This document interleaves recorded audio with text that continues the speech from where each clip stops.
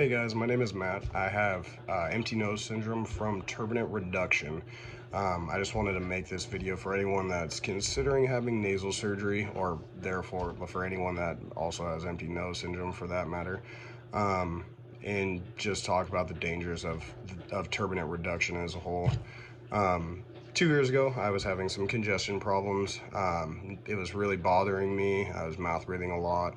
I ended up getting into my ENT, the local ENT office. I got a scan done, which showed I had a polyp or a mass in my nose that needed to be removed. It was pressing up against my eye cavity, so the doctor had told me, we don't want anything with like going blind or anything like that to happen. So regardless of the breathing issues it's causing, it'd be best to remove. And I agreed. It was causing a lot of problems. But then later that week, the medical assistant called back, said that the doctor was actually recommending that I also have a septoplasty and a turbinate reduction done, as well as the polyp removal. I was very reluctant to do so. I thought that, the mass was really what was bothering me, that I was mainly congested on one side. They assured me that it was a very simple procedure. The only thing to really worry about was an infection, and that this is something that's done regularly with no problems. No mentioning of anything called empty nose syndrome either at the time. I agreed. I wanted to breathe better. It seemed pretty promising.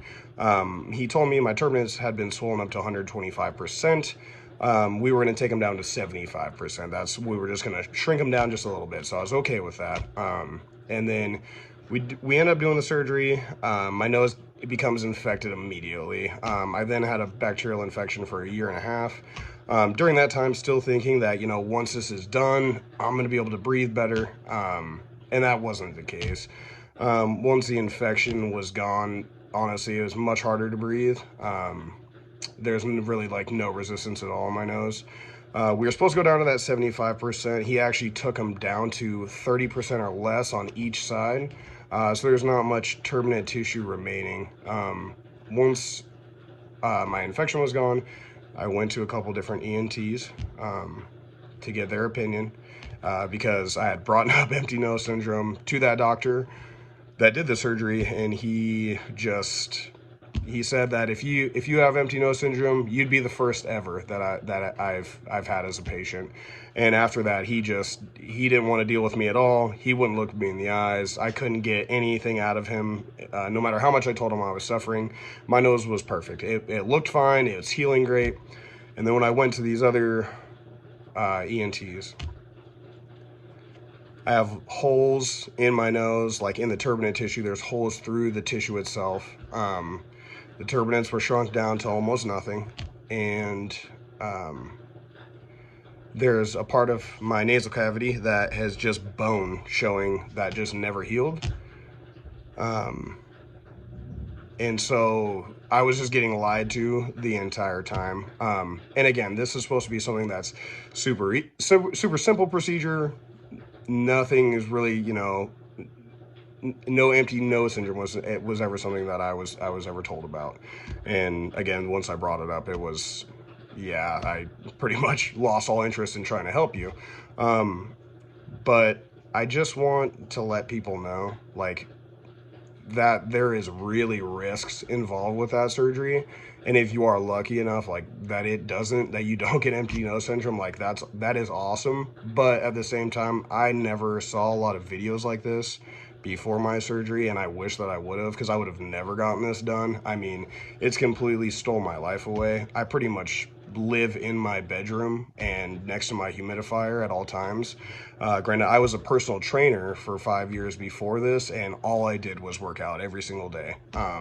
So it's not really easy to be someone that's kind of like just trapped in your room. Like, I don't get out much, especially in the wintertime. When the air is dry and the weather is cold, I have episodes where I actually start gasping for air. It's kind of like being, I'd compare it to like a fish out of water or drowning. Like, all of the oxygen in the room is being completely sucked out of there.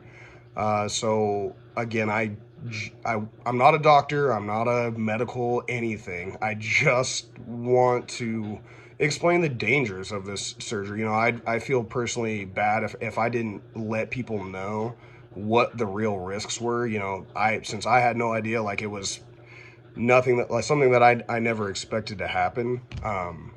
And it's truly life altering. Like I may never be the same. I am hopeful that they'll come up with something for turbinates.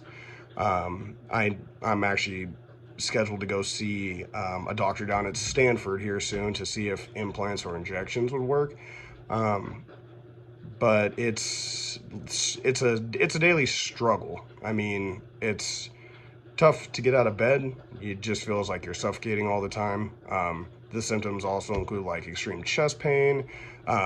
It causes anxiety and depression. I mean, that just comes hand in hand with it. But I mean, it's tough to get out of bed because it's so tough to breathe. And not a lot of people really understand. They can try to the best of their ability, but it's like breathing in concrete a lot of the time. Like your nose has just been glued shut, even though it's technically wide open.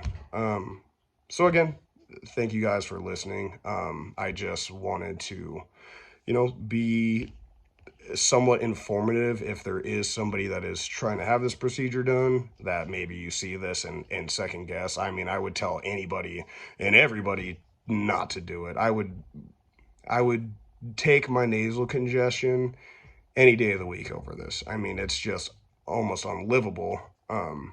So thank you guys, and hope this helps some.